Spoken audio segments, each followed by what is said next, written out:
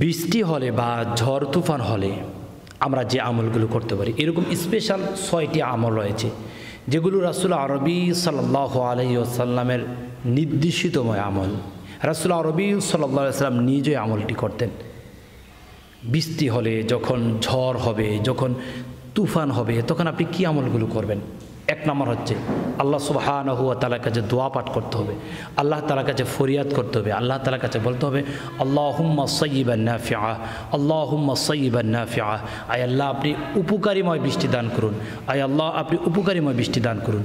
যখন দেখেন বৃষ্টির সাথে ঝড় তুফান হচ্ছে, আরও অনেক অনেক বৃষ্টির তাপ শুরু হচ্ছে, ভয়াবহ বৃষ্টি শুরু হচ্ছে, তখন আপনি বলতে পারেন আল্লাহুম্মা হাওয়া আলাইনা ওয়ালা আলাইনা।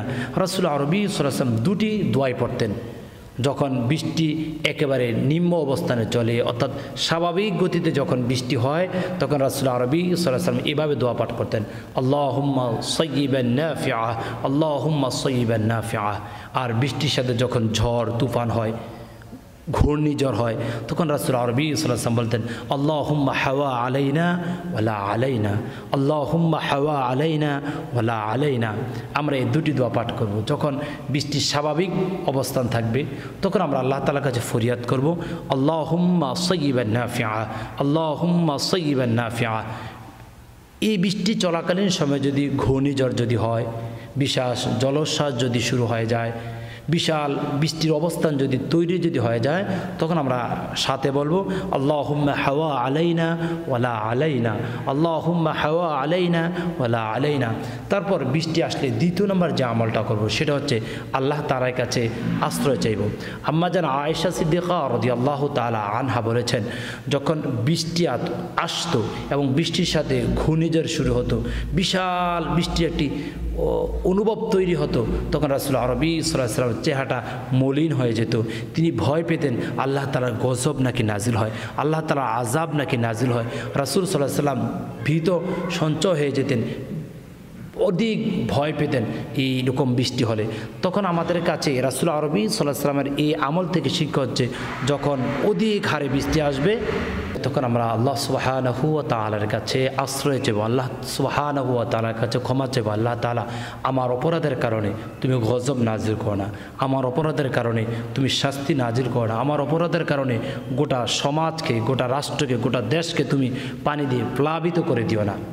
2 নম্বর, বৃষ্টি আসলে আমরা যে দোয়াটা পাঠ করবো, এবং রাসূল আরবি সাল্লাল্লাহু আলাইহি ওয়াসাল্লাম বৃষ্টি আসলে এই দোয়া পাঠ করতেন। তিনি বারংবার বলতেন রাহমাতান, অর্থাৎ আশা কর আল্লাহ তাআলার কাছে এই বৃষ্টিটা রহমতের মাধ্যমেই নাজির হচ্ছে, অর্থাৎ জাতির জন্য, রাষ্ট্রের জন্য, অন্যান্য পশু পাখির জন্য, সমুদ্রের জন্য, গাছপালার জন্য এই বৃষ্টিটা রহমত হিসেবে নাজিল হচ্ছে।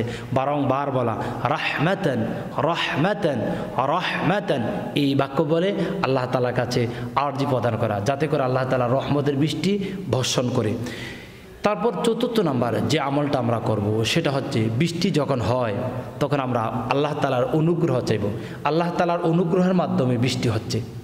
রাসূল আরবি সাল্লাল্লাহু আলাইহি ওয়াসাল্লাম নিজেও বলতেন আল্লাহ তাআলার অনুগ্রহের মাধ্যমে বৃষ্টি হচ্ছে। কেননা এখনও কাফের, মুশরিক, বেদিনরা বলেন বিভিন্ন দেবদেবীর কারণে বৃষ্টি হচ্ছে, বিভিন্ন মূর্তির কারণে বৃষ্টি হচ্ছে, বিভিন্ন অন্যান্য বস্তুর কারণে বৃষ্টি হচ্ছে, অনেক অনেক সমাজে আমাদের কথা বলা হয়। কিন্তু রাসূল আরবি সাল্লাল্লাহু আলাইহি ওয়াসাল্লাম যখন বৃষ্টি হতেন, তখন তিনি বলতেন আল্লাহ তাআলার অনুগ্রহের মাধ্যমে বৃষ্টিটা হচ্ছে। সুবহানাল্লাহ। এটা হচ্ছে 4র্থ নম্বর আমল।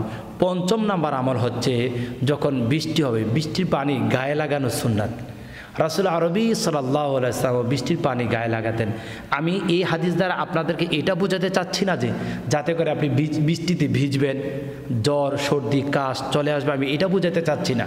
অর্থাৎ বৃষ্টি যখন হবে, বৃষ্টি থেকে সামথিং কিছু পানি আপনার হাতে নিয়ে আপনি চেহারার মধ্যে লাগাতে পারেন, আপনার শরীরে একটু লাগাতে পারেন, এতটুকু করা সুন্নাত। অতিরিক্ত বৃষ্টিতে ভেজা এটা শোভনীয় নয়। যারা আমরা বিশেষ করে শহর অঞ্চলে থাকি, গ্রামের কাদামাটির সাথে আমাদের সম্পর্ক নেই, তারা যদি দেখা যায় 2 মিনিট 4 মিনিট যদি বৃষ্টিতে ভিজি, অনেক সময় দেখা আমাদের অসুস্থতার কারণ হয়ে যায়। তাহলে আমরা চেষ্টা করব রাসূলের সুন্নাহ অনুযায়ী বৃষ্টির পানি একটু হাতে ছোঁয়াবো, একটু গায়ে মাখবো, এতটুকু করা সুন্নাত। ষষ্ঠ নম্বর যে সুন্নতরা সেটা হচ্ছে বৃষ্টির সময় দোয়া কবুল হয়। রাসূল আরবি সাল্লাল্লাহু আলাইহি সাল্লাম বৃষ্টির সময় যে দোয়া কবুল হয় এটার ব্যাপারে কথা বলতে গিয়ে রাসূল আরবি সাল্লাল্লাহু আলাইহি সাল্লাম বলছেন, আল্লাহ তাআলার কাছে দোয়া চাওয়ার যতগুলো সময় রয়েছে তার মধ্যে অন্যতম সময় হচ্ছে বৃষ্টির সময় আল্লাহ তাআলার কাছে ফরিয়াদ করা। তাহলে আমরা একেবারে সংক্ষিপ্ত সময়ে জানবো বৃষ্টির সময় 6টি আমল করা অতীব জরুরি। 1 নম্বর হচ্ছে আল্লাহ তাআলার কাছে দোয়া করা, আল্লাহুম্মা সাইয়্যিবান নাফিআ। যদি বৃষ্টি অধিক হয়, ঘূর্ণিঝড় শুরু হয়ে যায়, তারপর জলোচ্ছ্বাস শুরু হয়ে যায়, তখন আমরা পড়বো আল্লাহুম্মা হাওয়া আলাইনা ওয়ালা আলাইনা। বৃষ্টির সময় আমরা 2 নম্বর যে আমলটা করব সেটা হচ্ছে আল্লাহ তাআলার গজব থেকে, আল্লাহ তাআলার আযাব থেকে আমরা পরিত্রাণ পাওয়ার চেষ্টা করব। বৃষ্টির সময় 3 নম্বর যে আমলটা করব সেটা হচ্ছে আমরা বারংবার বলতে হবে রহমাতান রহমাতান, অর্থাৎ বৃষ্টি আল্লাহর রহমত থেকেই হচ্ছে, এই ধারণা করা।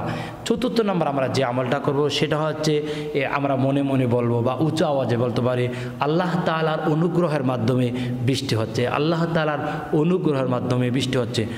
তারপর 5 নম্বর আমরা যে আমলটা করব সেটা হচ্ছে বৃষ্টির সামথিং পানি আমাদের শরীরে কিংবা মুখে আমরা স্পর্শ করব।